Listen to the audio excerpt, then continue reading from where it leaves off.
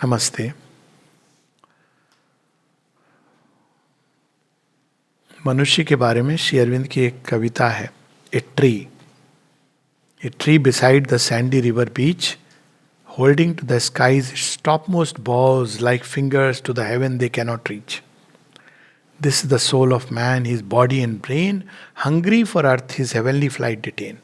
हम सबके अंदर ये दो प्रवृत्तियां होती हैं, एक जो संसार की ओर खींचती है, एक जो भगवान की ओर खींचती है। अब इसको सुलझाने का प्रयास, क्योंकि इन दोनों को देखने से, बाहर से देखें तो लगता है दो विपरीत दिशाएं हैं। जब हम संसार में रमते हैं तो भगवान को भूल जाते हैं, जब भगवान में होते हैं तो कुछ देर के लिए संसार विलुप्त हो जाता है। लेकिन रियल पर्पस योग का है इन दोनों को जोड़ना, वो सूत्र ढूंढना जिससे ये दोनों जुड़ सके। तो अब इस सर्च में लोगों की कई धारणाएं बनी संसार के बारे में, भगवान के बारे में। प्रारंभ जब भगवान को खोजने की ओर मुड़ते हैं तो जब जाते हैं तो देखते हैं अरे ये तो अद्भुत आनंद। उस आनंद के बाद, शांति के बाद जब संसार को देखते हैं तो समझ नहीं आता है कि ये सच में इन्हीं सृष्टिकर्ता से क्या ये प्रकट हुआ है, क्या इन्होंने ये संसार की रचना की है। तो वहाँ पे एक कंसेप्शन जीवन का ये है कि ये इल्यूजन है, ये एक डिसेप्शन है, ये एक छल है। इस सेंस में माया का ओरिजिनल मीनिंग ये नहीं है कि ये तो एक प्रतीति है, ये रियलिटी नहीं है। रियलिटी तो गहराई में है। अब समस्या होती है कि यदि ये प्रतीति है तो कौन इसको अनुभव कर रहा है, और ये प्रतीति किसने इस तरह से बनाई, किसने मुझे इल्यूजन में ट्रैप कर दिया। तो स्पष्ट है कि एक बहुत ही अपूर्ण उत्तर है, और ये केवल जो आधा अधूरा एफर्ट करके संतुष्ट हैं उनके लिए ठीक है कि भाई अब हम तो चले गए माउंट में, हमने तो अब हम स्वर्गवासी तो नहीं, कैलाशवासी हो गए, अब हमको लेना देना नहीं है दुनिया से। उनके लिए ठीक है, वो दुनिया को उन्होंने माया, इल्यूजन जो भी कह दीजिए, लेकिन इससे संसार की समस्या तो सॉल्व नहीं होती है। तो ये कंसेप्शन माया का इस प्रकार का है। लेकिन इसके ओरिजिन में क्या है? माया शब्द का अर्थ होता है जो सीमित कर देता है, किसको? अनंत को। प्रतीति क्या होती है माया में? जो अनंत है वो सीमित हो गया, वो माँ धातु से बना है, तो माँ से माता, मात्रा, वहीं से माया भी आती है। माता क्या करती है? अपने घर में धारण करती है, एक सीमित भ्रूण रूप दे देती है। मात्रा, दवाई में कहते थे हम, इतनी मात्रा, डोजेस। तो माया जो असीम है, अनंत है, उसको one should become the many, एक कई बनना चाहते हैं तो वो पहले उनको सीमित। अब इसको ऐसे करें कि आपको आइसक्रीम बनानी है तो आप कैसे करेंगे? आप थोड़ी कोई एक हंडी में डाल देंगे इतनी बड़ी, या कढ़ाई के अंदर, और सब दूध वो करके आप ठंडा कर देंगे तो आइसक्रीम बन गई। हाँ, पर भगवान को तो वैरायटी चाहिए। तो वैरायटी करने के लिए आप क्या करते हो? क्योंकि वन मस्ट बिकम मैनी, उनके एक एक गुण को धारण, तो आइसक्रीम के खांचे बनते हैं, है ना वो। अब उस खांचे में आप डालते हो, एक में आप वेनिला मिक्स करते हो, एक में बटर स्कॉच डालते हो, एक में कुछ और डालते हो, चॉकलेट डालते हो, एक में फिक्स एंड हनी डालते हो। ये सब डाल के अलग अलग, मूल तत्व तो वही है, लेकिन अब हर एक खांचा अलग है। अब ये जो प्रतीति है कि वो अलग है, भिन्न है, सेपरेट है, डिस्टिंक्ट है, फाइनाइट है, सीमित है, ये प्रतीति माया की जो शक्ति उसके कारण होती है। और ये even gods are subject to it. क्यों? क्योंकि वो सीमाबद्ध अगर नहीं होगा तो सृष्टि का पूरा संतुलन बिगड़ जाएगा।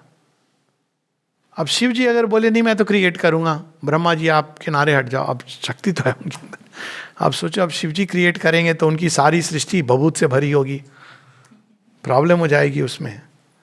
माता जी ने एक बार कहा ना, दूसरे ढंग से कहा, ये प्रणब को अगर मैं बना दूंगी ट्रस्टी तो ये तो केवल ये देखेगा कि ये फिजिकल एजुकेशन कर सकता है कि नहीं, और रविंद्र जी को बना दूंगी तो ये केवल ये देखेंगे काम कर सकता है कि नहीं। तो क्योंकि वो अब उनका ये देवत्व है, वो तो सृष्टि रचेंगे, कहते हैं शमशान के पार आ जाओ तब मैं सृष्टि बनाऊंगा। तो प्रारंभ भी वहीं से होगा। अब ब्रह्मा जी तो ऐसे करने से कैसे होगा? इवोल्यूशन ही नहीं होगा।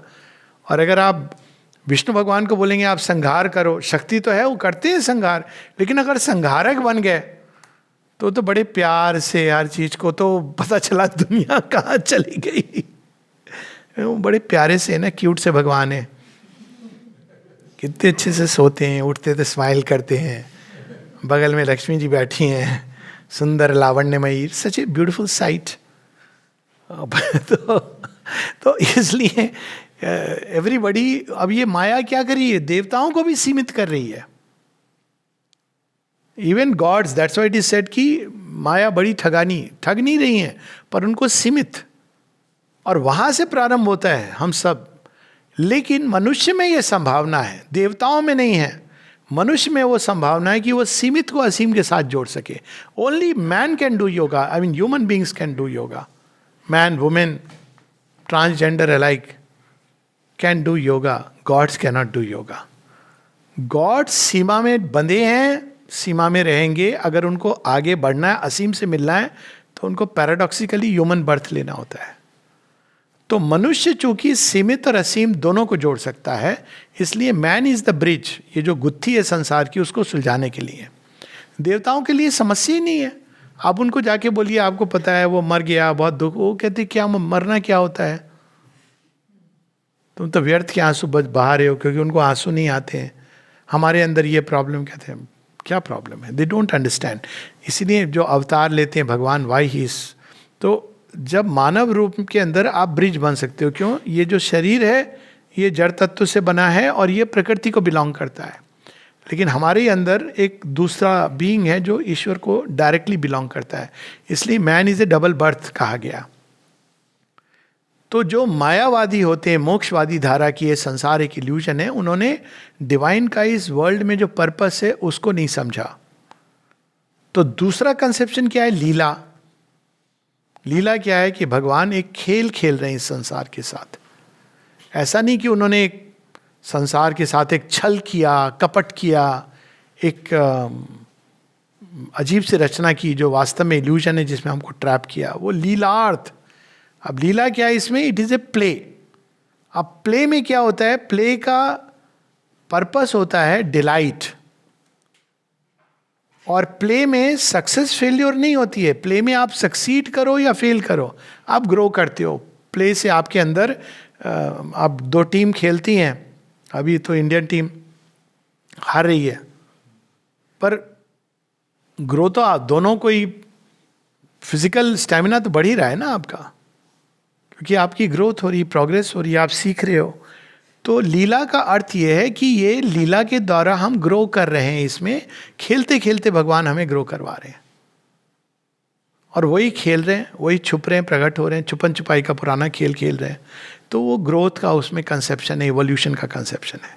अब ये ग्रोथ इवोल्यूशन का क्या पर्पस है? तो वहाँ पर एक तीसरा एक फैक्टर आता है जो लीला और माया के, लीला में वो इम्प्लिसिट है, लेकिन लीला जो लोग बताते हैं वो केवल कहते हैं लीला है, मतलब हम प्रभु की लीला नहीं समझ सकते।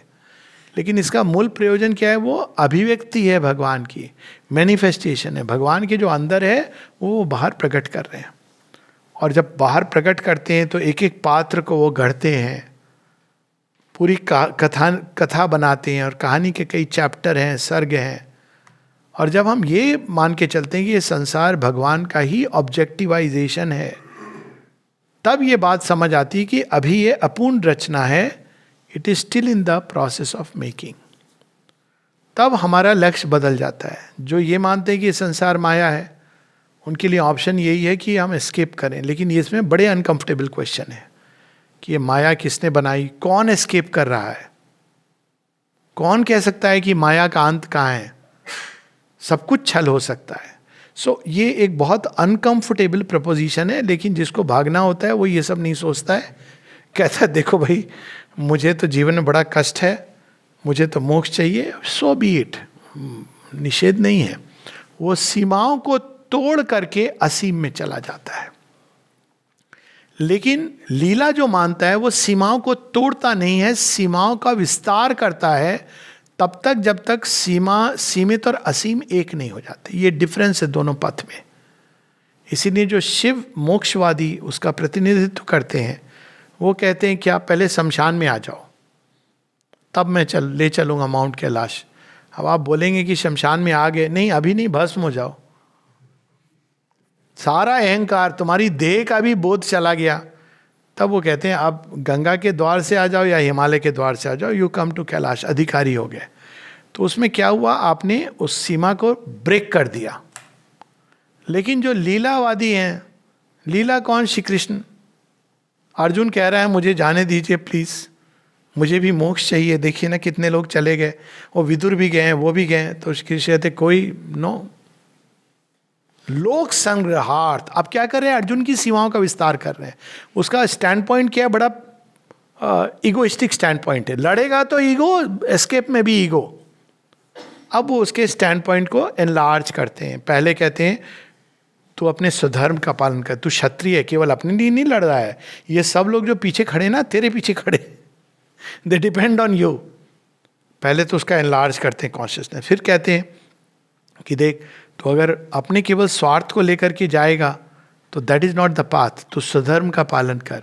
फिर वो उसका और विस्तार करते हैं, पूरी विश्व चेतना, विश्व में जो कुछ हो रहा है, पूरी कॉन्शियसनेस उसकी, ये सब जगह वो देखने लगता है कि भगवान का कैसे प्रकटन हो रहा है। फिर कहते हैं नाउ यू वर्क फॉर लोक संग्रहार्थ, for the march of humanity.